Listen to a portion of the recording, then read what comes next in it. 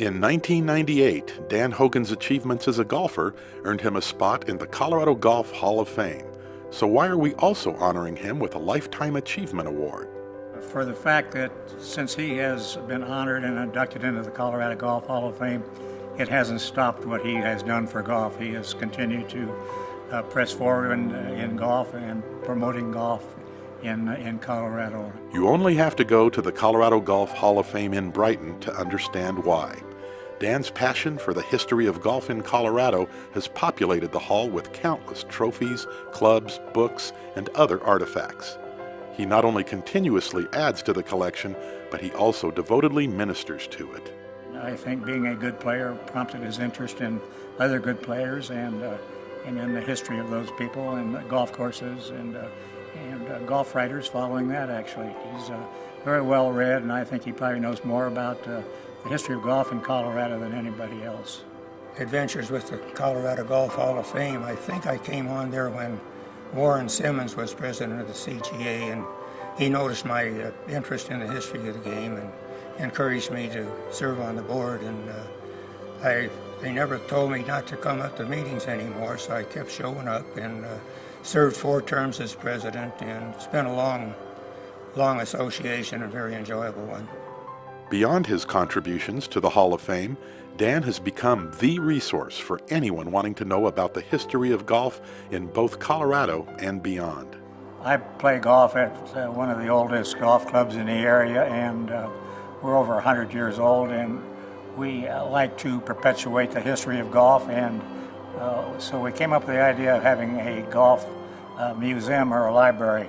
And as soon as Dan Hogan heard about that, he showed up at the Lakewood Country Club with 2 boxes full of historical books to start our library. So the members at Lakewood and myself particularly appreciate that.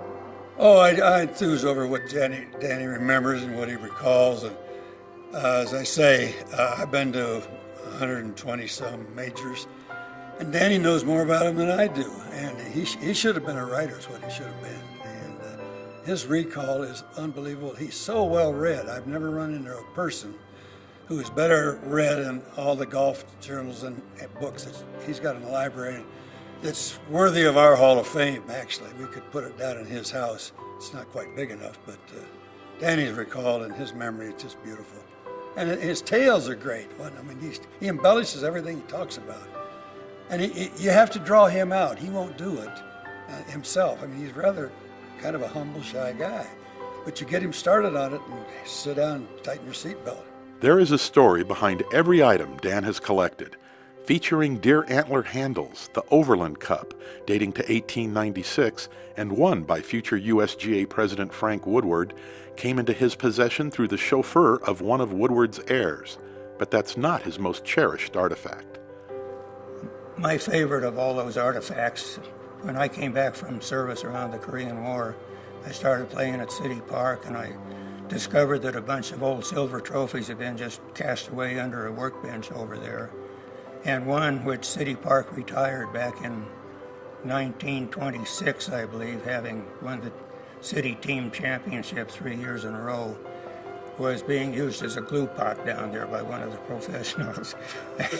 That was a beautiful old silver trophy with big arms on it and so on, and I retrieved that and several others and took them home and scraped and boiled, and now they're all on display either at City Park or out at the Hall of Fame. Every time you turn around, he's found a new trophy from someplace. And we have to do a little more history digging, but he comes up with the craziest things you've ever seen, and that's what keeps our Hall of Fame growing. He also is the caretaker out there. I mean, he tenders that like it's a baby. I mean, he washes the cases, he changes things around, makes them better. He's been so much more good to the Hall of Fame as an inductee than he was for getting into it. He's invaluable. Of all those artifacts that we've collected, the Glue Pot Cup and the Platte River Cup makes me think that there's a lot of keepsakes just stashed away in closets and den rooms someplace, and we're always interested in that kind of history. I love to hear anything that might be available. For his never-ending devotion to preserving the history of the game, the Colorado Golf Hall of Fame is proud to present Dan Hogan with its Lifetime Achievement Award.